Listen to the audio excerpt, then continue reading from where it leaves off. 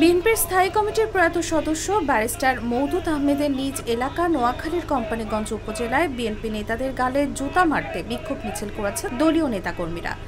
শনিবার বিকেলে চরহাজারী ইউনিয়ন পরিষদের সামনে অবৈধ কমিটি ঘোষণার প্রতিবাদে ডাকা সমাবেশ শেষে ওই মিছিল বের করা হয়।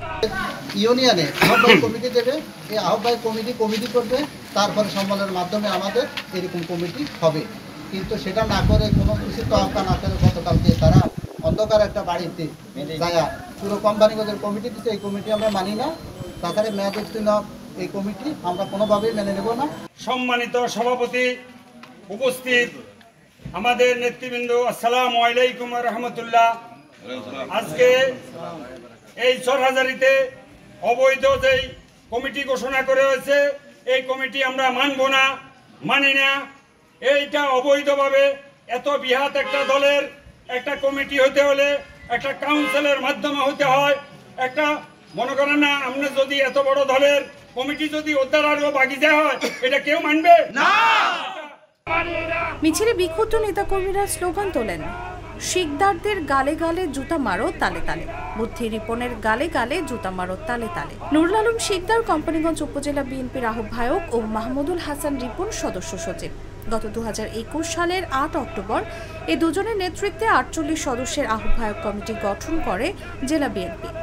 কমিটিকে 90 দিনের মধ্যে কাউন্সিলের মাধ্যমে ইউনিয়ন কমিটি গঠনের নির্দেশ দেওয়া হয়। এই কমিটির বিরুদ্ধে তখন ঝাড়ু মিছিলও করেছিলেন বিএনপি নেতাকর্মীরা।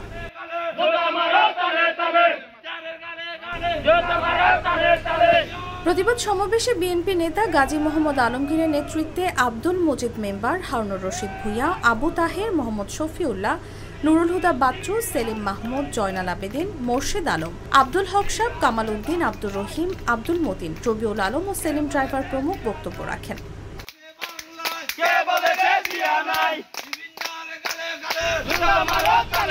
বিএনপি নেতাদের অভিযোগ, 28 মাস পর মেয়াদোত্তীর্ণ আহ্বায়ক কমিটি গত শুক্রবার নুরুল আলম শিকদারের মুছাপুরের বাড়িতে কাউন্সিল ছাড়া নিজেদের লোক দিয়ে 8 ইউনিয়নের পকেট কমিটি গঠন করে। এতে দীর্ঘদিন বিদেশে অবস্থান করা এবং এলাকার বাইরে থাকা এমনকি আওয়ামী লীগের রাজনীতির সঙ্গে গা ভাসানো লোকজনকে কমিটিতে স্থান দেওয়া হয়েছে।